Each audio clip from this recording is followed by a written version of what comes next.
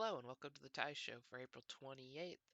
Today, not too much to talk about, but we'll go over a couple things. I want to talk about Jalen Hurts going to the Eagles and all the response to that, as we talked about CeeDee Lamb and Neville Gallimore yesterday. Also have some more NFL news and some more important college basketball G League news, as we were talking about last week too. But let's jump straight into the Jalen Hurts stuff. As we all know, Jalen Hurts was selected in the second round, pick 53 by the Eagles, which a lot of Eagles fans weren't happy about. Um, Me being an OU fan, I could tell you, Eagle fans, you got to steal in Jalen. Uh, Man's a winner. That's all he does. Won at Alabama, he won at OU, and he's a great leader. He's straight up a great leader, a great guy, got a great personality.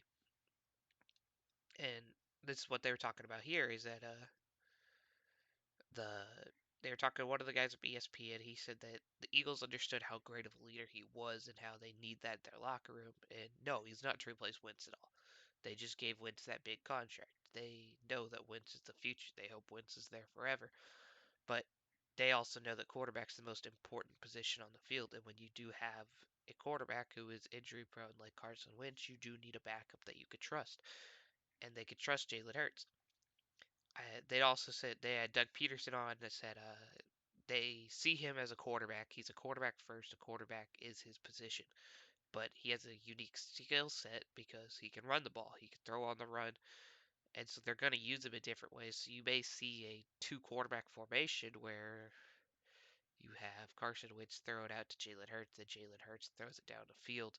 Or, you run some option with Jalen Hurts on some plays. Maybe a 3rd and 1, you do a QB sneak with Jalen Hurts, so you're not risking a injury from Carson Wentz, which I think is a brilliant idea. I'm all for the Eagles working with Jalen Hurts and figuring out what's best for him. I feel like it was a good pick by them. I'm one of the few, I guess, that actually think it was a good pick. But I mean, I there wasn't many places that I felt like Jalen Hurts fit into really well. And as we clearly saw, I don't mind him going to the Eagles because they do have a quarterback that has been injury prone. They need a good backup.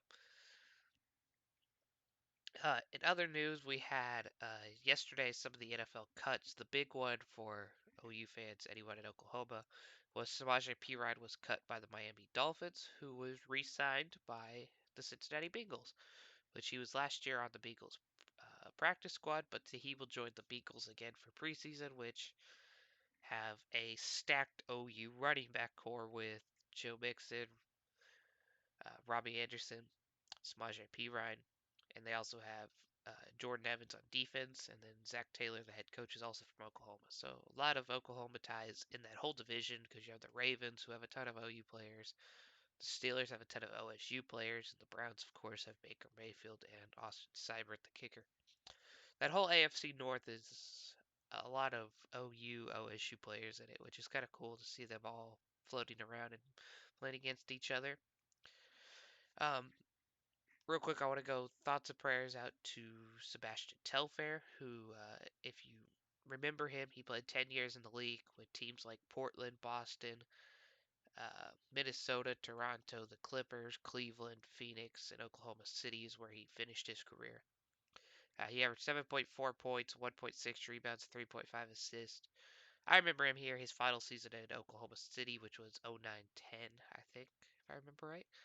Uh, But yeah, his mother, who was 64, passed away from the coronavirus, along with his older brother.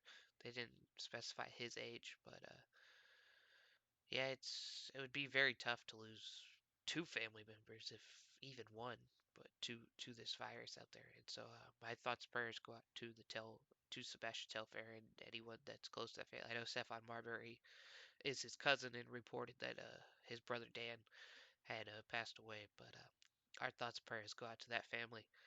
Um, we did have some more news, as we talked about last week, with the G League setting up their new college program.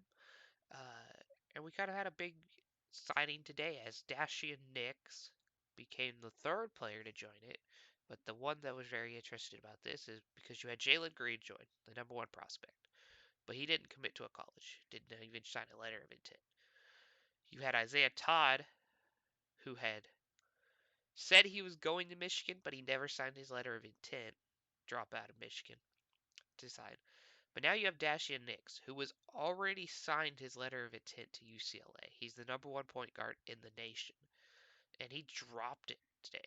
Gave up his scholarship, gave up everything to go join this G League program, which, again, I don't blame him. As we saw today, they did approve that in 2021-22 season that college athletes can profit off their likeness. The NCAA finally approved that.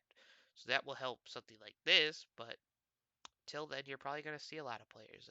To those OSU fans out there, as we talked about on Sunday, don't worry about Cade Cunningham. I'm going to tell you that right now. Cade Cunningham has family ties on that OSU basketball roster. I would be shocked if he left that team. But it's very interesting to see what's happening right now because you have three of the best prospects in the league for college basketball. That would have been college basketball this next year. Three best high school prospects just refuse to go. They're going to go join the G League instead because they can make money, and I don't blame them at all. I'd be doing the same exact thing as them because if you only plan on going 1 year, what's the point of doing college? Like it's you're not getting paid for it. You're getting a scholarship, but you're only going to be there for 1 year. So the scholarship doesn't mean anything to you. So you basically have to force yourself to go to school for a year just to play some basketball. While these guys, these three players, are now going to go live in LA, play for a professional team, be scouted by NBA scouts every day, and also get paid. Oh, and also they get a college scholarship for the future. It's perfect. And then my daily thought of the day, I just want to bring up, talk about how we are getting closer to sports returns. Uh, as we saw the Las Vegas Invitational here in Guthrie for bull riding this weekend, which I talked about a little bit, which was our first live sporting event back. No fans in the arena. We saw the draft this weekend, which was entertaining, but I mean, the fans bring so much. If you want to see how much the fans bring to a draft, go watch the Baker Mayfield selection. Go watch the 2017 draft when the Dallas Cowboys brought out a former wide receiver in Philadelphia to announce how great the Cowboys were, and every single Eagles fans booed as loud as they could. So yes, sports are almost back, and I'm happy about that. But again, it's not going to be the same because the fans bring so much to the arena. The fans are what give you home court advantage. The fans are what makes it a pleasant viewing experience. I can tell you this by watching WWE, still, since they're still doing their live shows, as they stop. I think as of Friday, they're going to go to pre-recorded shows. But it's not the same, and you can see that with the viewers. Uh, Monday Night Raws are one of their lowest viewing ever. Um, I mean, they're doing good shows. Like I enjoy watching it, but some people don't, and it's not the same because you don't have the fans, you don't have all this, and you don't have all that. But as much as we all are ready for sports, and we'll take whatever we can get at this point because we've sat here for almost 2 months now with no sports, and we're ready for it. But yes, it's going to be different when it comes back, and everyone needs to understand that. And like, that doesn't feel the same when you play an NBA basketball game with no fans in the arena. I can't even imagine watching the playoffs right now with no fans. That's the fun part about it. You have home court advantage in the playoffs. It's going to be so different. Like the best team's going to run through it because they don't have to worry about anything. It doesn't matter if you play the games in their home cities because the fans aren't there. Like you don't get that advantage. The reason no one likes playing here in Oklahoma City is we have some of the best fans in the world. We're the loudest fans, us and Golden State and Utah and a couple other teams. I know we're like top five, but it's because we're loud. I've gone to playoff games. I've gone to three playoff games. Three. It is crazy how loud it is. Now I've been to two playoff games, two or three. I can't remember.